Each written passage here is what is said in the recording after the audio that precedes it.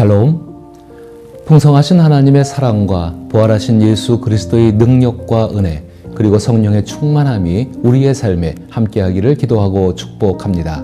함께 읽고 묵상할 말씀은 사무엘하 12장 1절부터 7절까지의 말씀입니다. 제가 읽어봅니다. 여호와께서 나단을 다윗에게 보내시니 그가 다윗에게 가서 그에게 이르되 한 성읍에 두 사람이 있는데 한 사람은 부하고 한 사람은 가난하니 그 부한 사람은 양과 소가 심히 많으나 가난한 사람은 아무것도 없고 자기가 사서 기르는 작은 암양 새끼 한 마리뿐이라.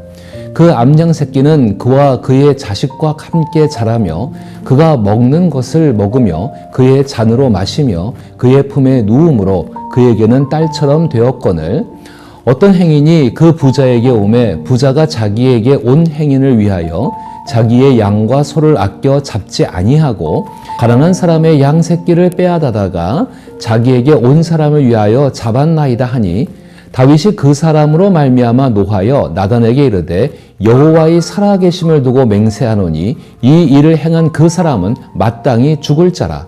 그가 불쌍히 여기지 아니하고 이런 일을 행하였으니 그 양 새끼를 4배나 갚아 주어야 하리라 한지라. 나단이 다윗에게 이르되 당신이 그 사람이라. 아멘. 오늘 저는 당신이 바로 그 사람이다 라는 제목으로 본문을 묵상해 보고자 합니다.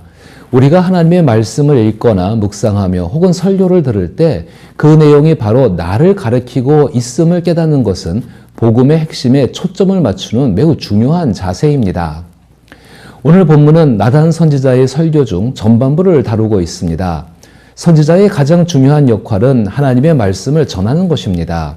나단 선지자는 하나님께서 다윗을 징계하시기로 결정하신 사실을 알게 되었습니다. 하나님의 뜻을 알게 된 나단은 다윗에게 찾아가 그 뜻을 전하기 전에 먼저 설교를 시작합니다.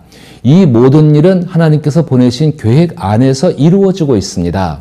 그렇다면 하나님께서 나단을 통해 전하고자 하신 메시지는 무엇일까요? 그것은 바로 말씀, 즉 복음입니다. 따라서 오늘 본문은 하나님께서 보내신 복음을 대하는 태도에 대해 우리에게 중요한 메시지를 전해주고 있습니다.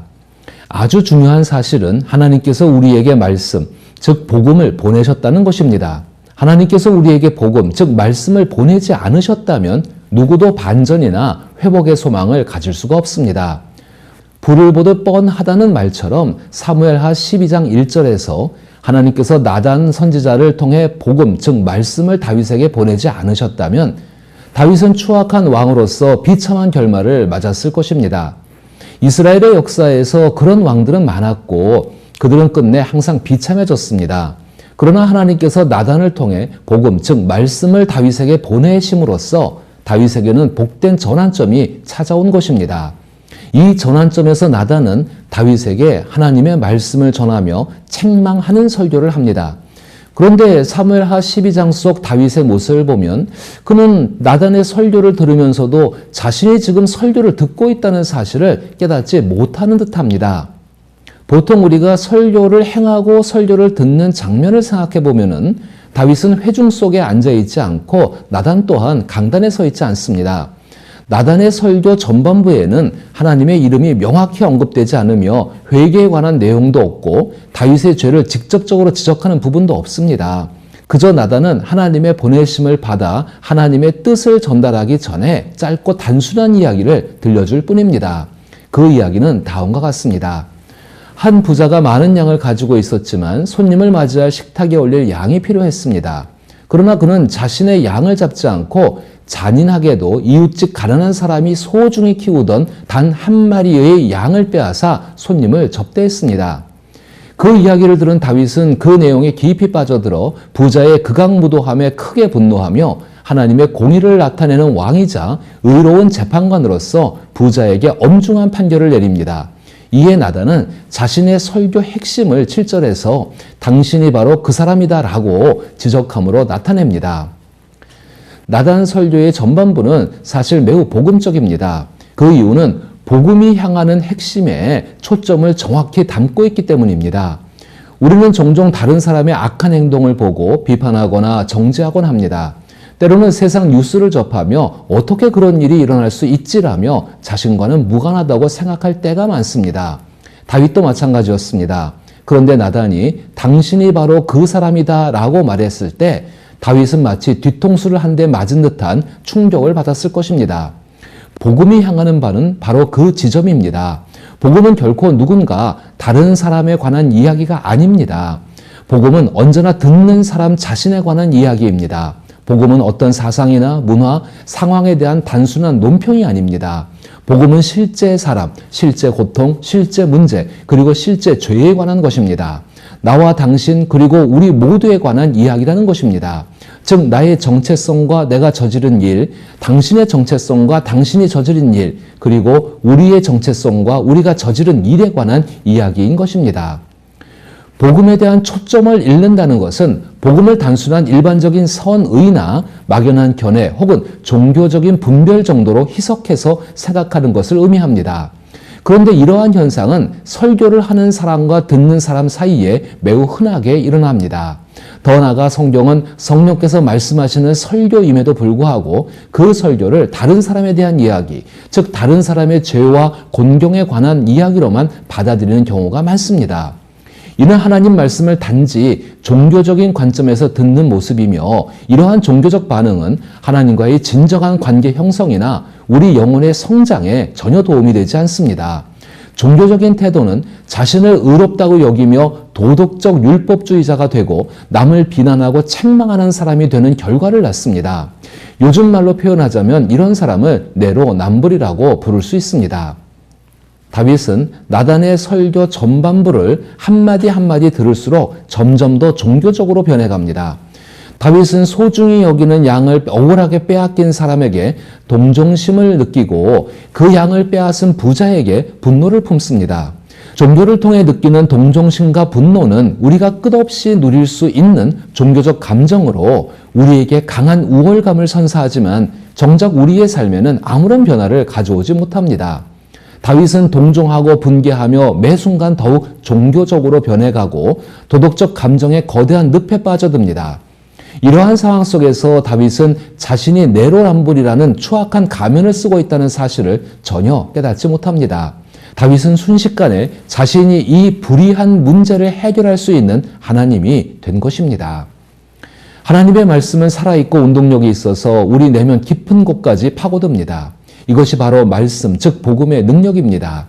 우리는 종종 하나님의 말씀이나 복음을 자신과는 별로 상관없는 관찰자의 입장, 즉 제3자의 시선으로 바라보곤 합니다. 이는 우리 안에 있는 말씀, 즉 복음이 우리 자신에게 직접 다가오는 것을 피하려는 방어 기제이자 자신을 보호하려는 보호막과도 같습니다. 그러나 하나님의 말씀, 즉 복음은 그 방어막을 뚫고 들어와 우리 삶의 극적인 반전과 회복을 가져옵니다. 그 현상을 바로 오늘 본문 7절에서 나타난 바와 같이 다윗이 종교적으로 깊이 분개했던 그 사람은 바로 다윗 자신임을 지적하는 것입니다. 이는 다윗이 자신의 의로움과 명예에 대해 복음으로 인한 개인적인 도전을 받았다는 의미입니다. 그러나 다윗은 더 이상 피하거나 변명하지 않고 그 도전에 대해 개인적으로 응답합니다.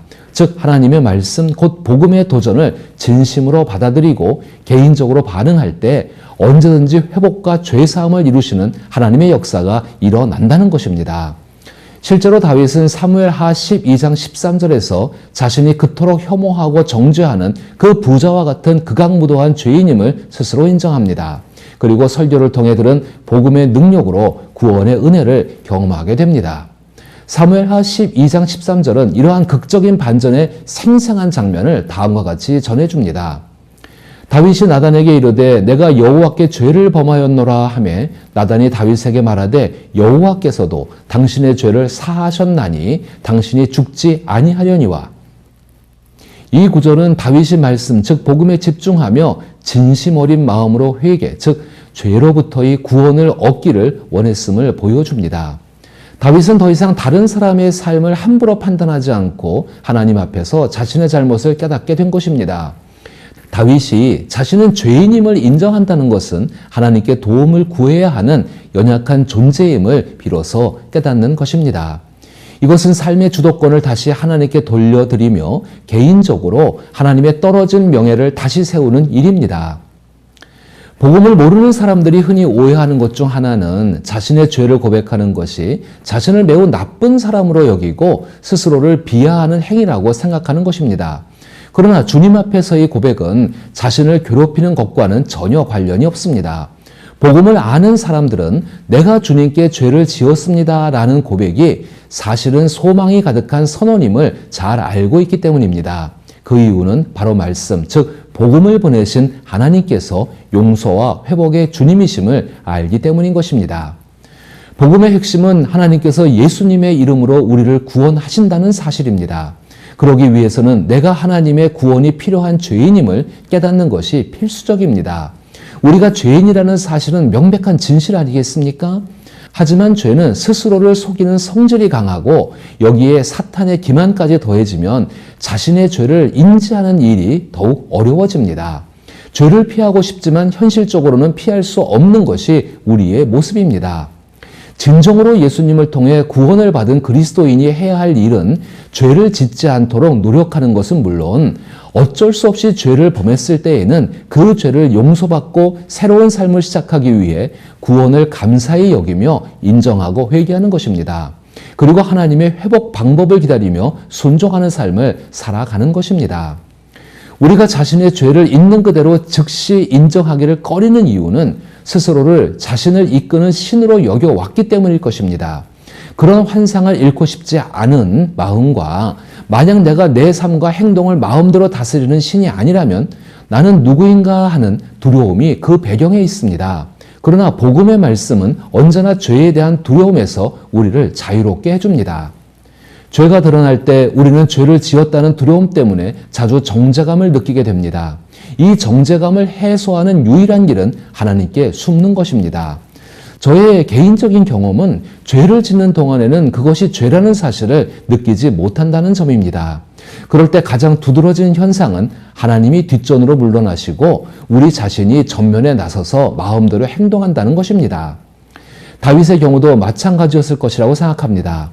다윗이 점점 커질수록 하나님은 점점 작아지셨습니다. 하나님께 집중하지 않으니 다윗은 마치 자신이 신인 양 행동했습니다. 다윗은 겁도 없이 밧세바를 마음대로 다루었고 마치 자신이 밧세바의 신인 것처럼 자신의 욕망에 끌어들였습니다. 또한 우리아의 운명을 결정짓는 명령도 거리낌 없이 내렸습니다. 그럼에도 하나님께 경배하고 말씀을 듣고 순종하며 무엇보다 하나님을 사랑하는 삶은 점차 사라져갔습니다. 그 결과 다윗 안에는 스스로를 정죄하는 죄책감이 점점 더 커져만 간 것입니다.